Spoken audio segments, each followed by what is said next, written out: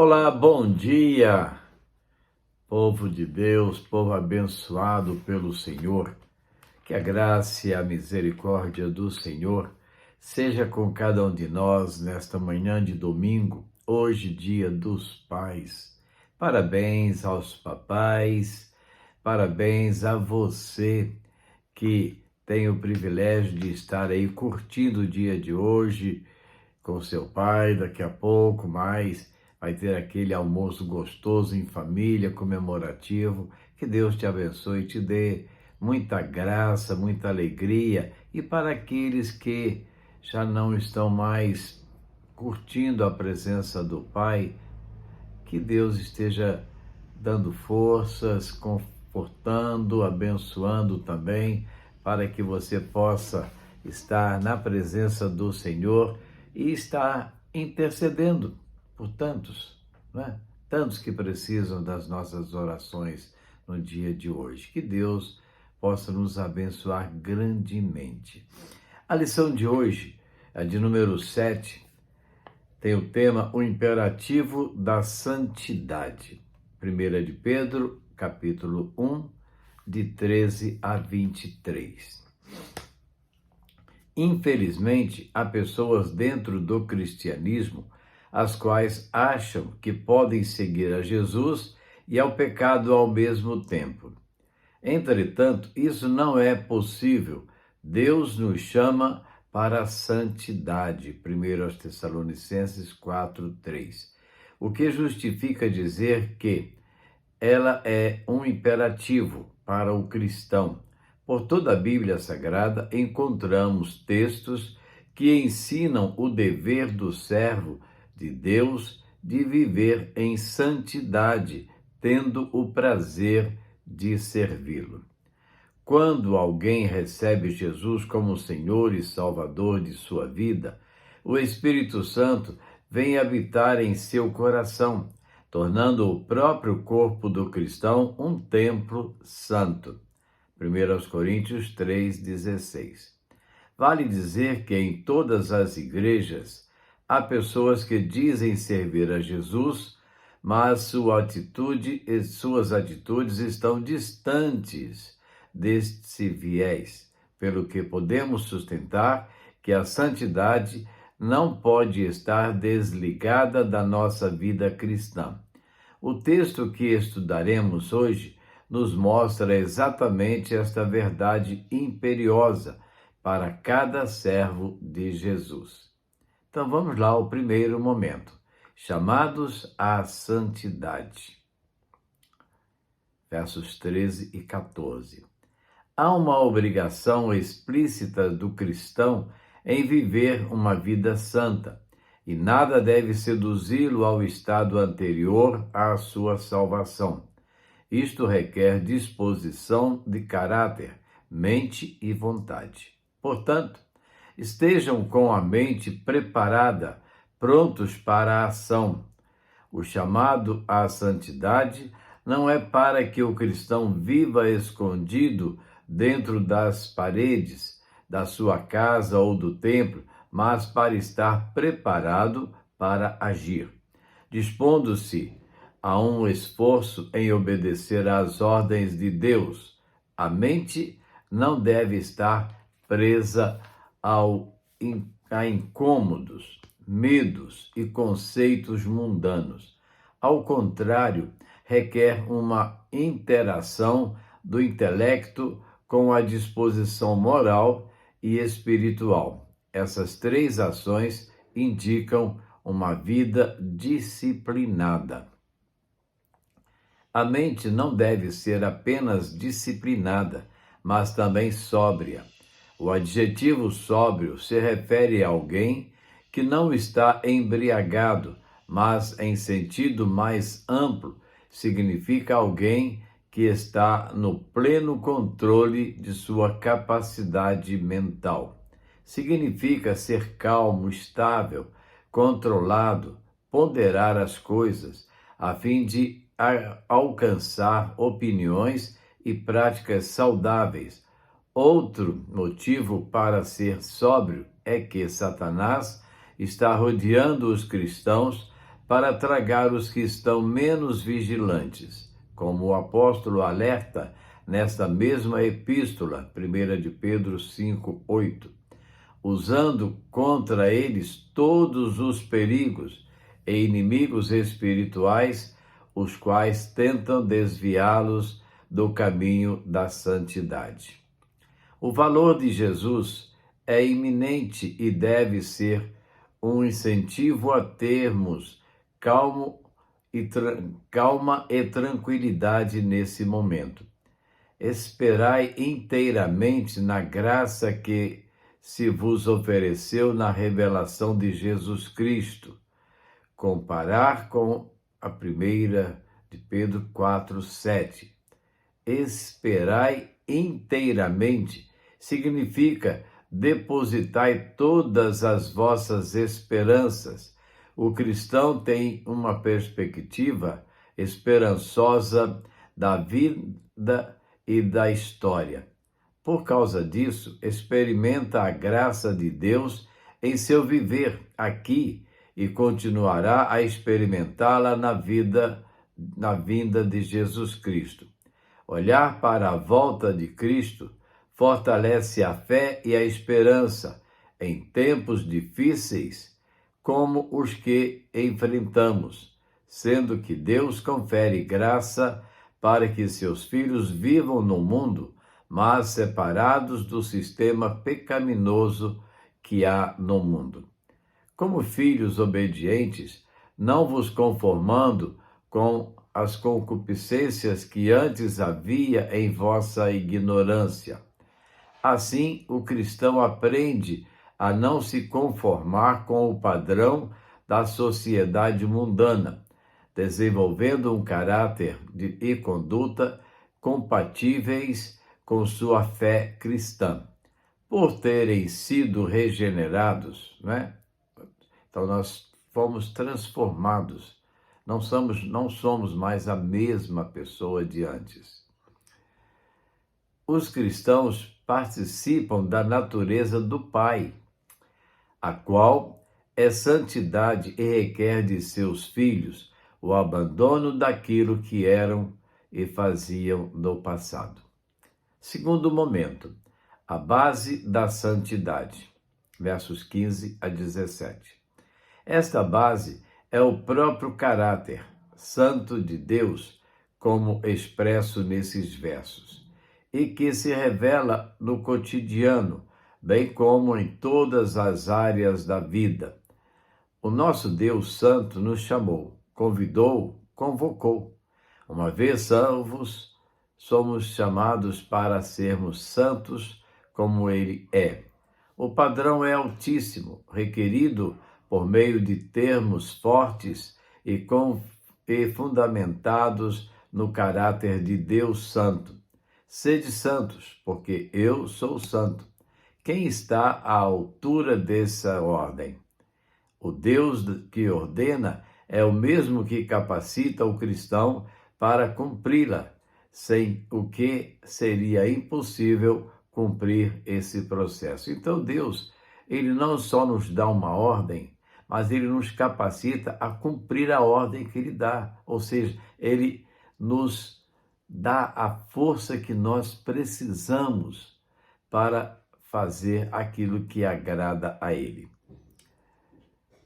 Continuando. Entretanto, em que nível de abrangência deve se dar essa busca pela santidade? O Espírito Santo, através do apóstolo Pedro, responde em toda a vossa maneira de viver, ou seja, em toda a vossa conduta, comportamento, modo de vida e até mesmo em relação à forma de lidar com outras pessoas. Santidade, então, se relaciona, portanto, com cada aspecto da vida, a saber, pessoal, público, civil, religioso, enfim, todos os relacionamentos humanos. Santidade e ética não se separam, porque a conduta ética exigida do cristão é forjada de acordo com o caráter de Deus. Santidade não é um status para o cristão, mas uma exigência do seu relacionamento com o Deus Santo, o qual o chamou. Temos aqui um argumento lógico. Filhos herdam a natureza dos pais. 2 de Pedro 1,4. Nosso Pai é santo, portanto, como seus filhos, devemos ter uma vida de santidade. Além de santo, Deus é justo. Desse modo, precisamos levar a sério a questão do pecado e da vida de santidade, andando em temor durante o tempo da nossa peregrinação nesse mundo, temendo o julgamento divino. Que julgamento é este? Nossos pecados já foram julgados na cruz, 1 de Pedro 2,24. E nada ou ninguém pode acusar o cristão novamente, Hebreus 10:10-18. Todavia, quando Cristo voltar, todos estarão diante do tribunal de Cristo, inclusive os salvos, segundo aos Coríntios 5, 9 e 10. Leia também 1 Coríntios 3, 9 a 15, a fim de prestarem contas de suas obras e receberem a recompensa apropriada. Terceiro momento, santidade e o alto preço da salvação.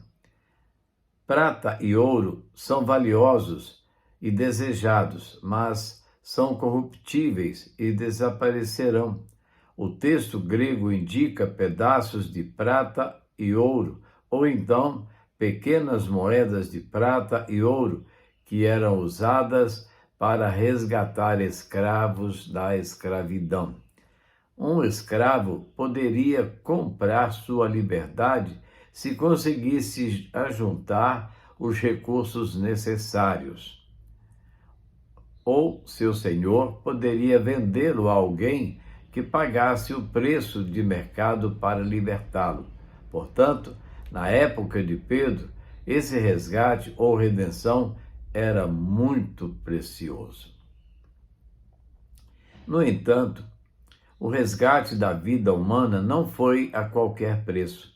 O vocábulo corruptível tem o sentido de perecível, ou seja, que facilmente se desintegra, corrompe ou deteriora, como o nosso próprio corpo físico, o qual vai definhando durante a vida terrena. Muitas pessoas ainda vivem de acordo com vãs tradições religiosas recebidas de familiares, esperando a salvação através de rituais religiosos, boas obras ou até uma moralidade pessoal. Os judeus se agarravam ao fato de serem filhos de Abraão para a sua salvação. Então confira, veja lá em Mateus 3, 8 e 9 e João 8, 33, 34. Os gentios depositavam sua esperança nos muitos deuses, contudo, nada dessas coisas pode resgatar a vida humana da escravidão do pecado. A palavra resgatados é uma das mais belas figuras da obra de Cristo.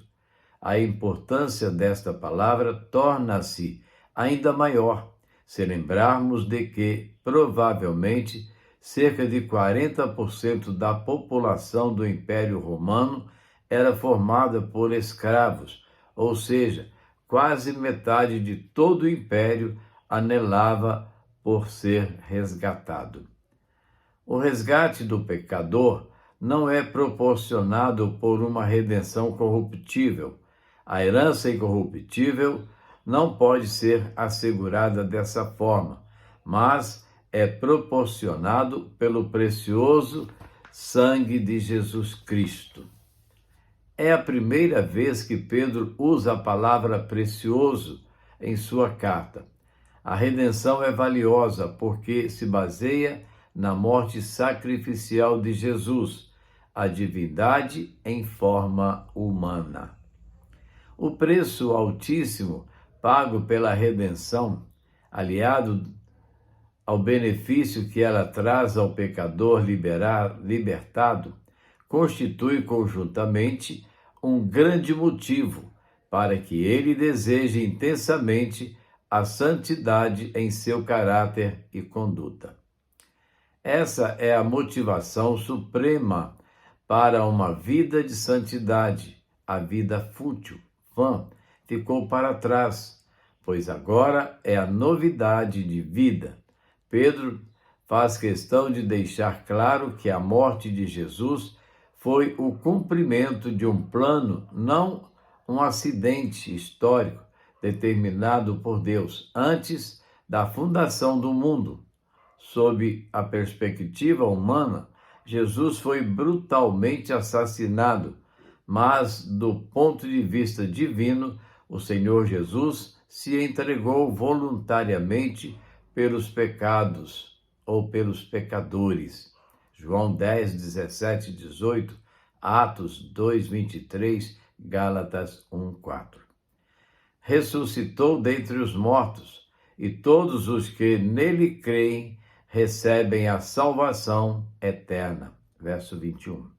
Em suma, quando refletimos acerca do sacrifício que Jesus realizou por nós, não há outra reação a não ser a de obedecer a Deus e viver em santidade para a sua glória. Algo menos que isso é não compreender e até mesmo desmerecer o grande preço pago pelo nosso resgate. Conclusão. Vivemos em meio à corrupção. Ao olhar para o lado, tudo que vemos é sujeira. O cristão vive no mundo, mas não pode se contaminar com a sujeira dele. Caminha na podridão de um mundo distante de Deus, mas a partir do momento que é transformado por Cristo, pecado algum deve se agarrar a ele. Não é porque estamos no mundo que devemos viver como o mundo. O barco é feito para estar na água, mas a água no barco pode fazê-lo afundar. Estamos aqui para fazer a diferença. É o imperativo da santidade, para pensar e agir. Reflita no fato de que você é chamado para uma vida santa, uma busca contínua para ter vitórias sobre o pecado. Desenvolva a consciência de que o padrão que Deus requer de você se baseia no próprio caráter santo dele. E, finalmente, a santidade é para ser vivida em meio ao pecado, como a garça que não se mancha no lodo. É a graça.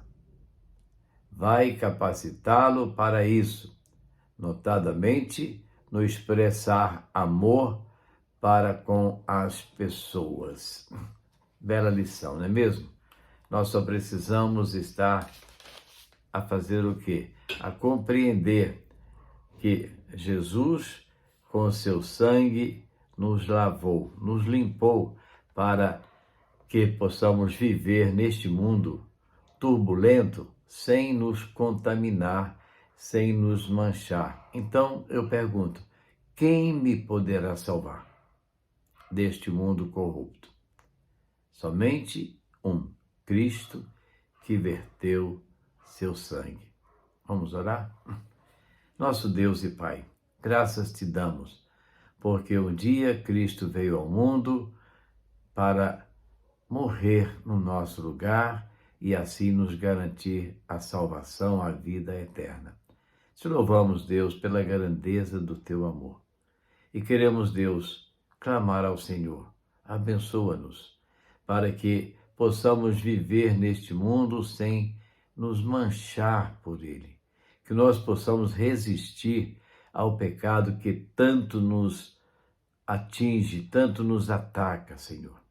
Ajuda-nos, Dá-nos força para continuarmos nesta batalha e sairmos vencedores, Deus. Queremos clamar ao Senhor bênçãos para os nossos familiares, para os nossos filhos, para os nossos netos, para a nossa bisneta, para os nossos parentes, para os nossos amigos, ó Deus, que tanto precisam de Jesus.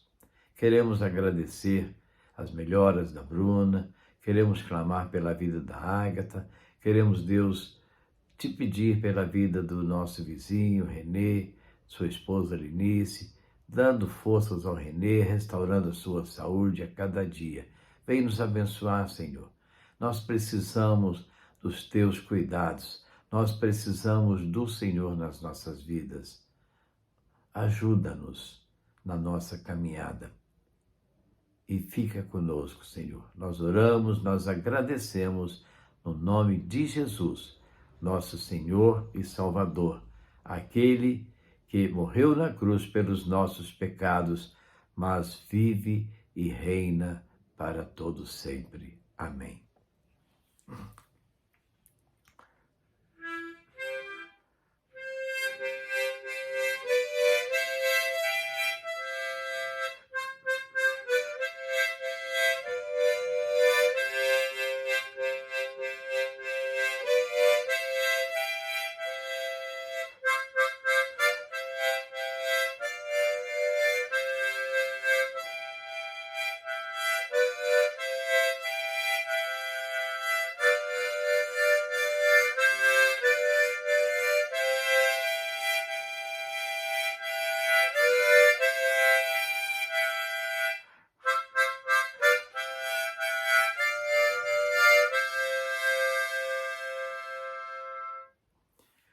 E assim, meus queridos, estamos finalizando mais um estudo da nossa Escola Bíblica Dominical, da nossa revista Palavra e Vida, a nossa EBD com você.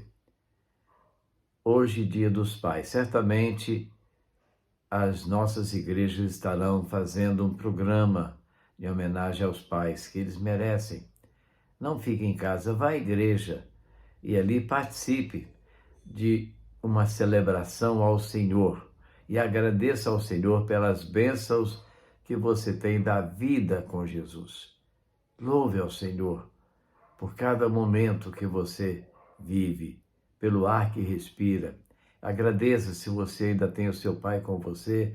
Agradeça a Deus pela presença dele. Pede a Deus para abençoá-lo e fortalecê-lo. E se você, assim como eu, já não tem mais a presença do seu pai, agradeça a Deus porque um dia ele esteve com você. E que Deus possa te fortalecer, te abençoar e abençoar a todos nós. E assim nos despedimos. Amém? Que Deus nos abençoe e nos dê um domingo de muita alegria em família e que nós possamos nos regozijar uns com os outros. E até amanhã, quando nós estaremos de volta com a nossa devocional com você. Amém?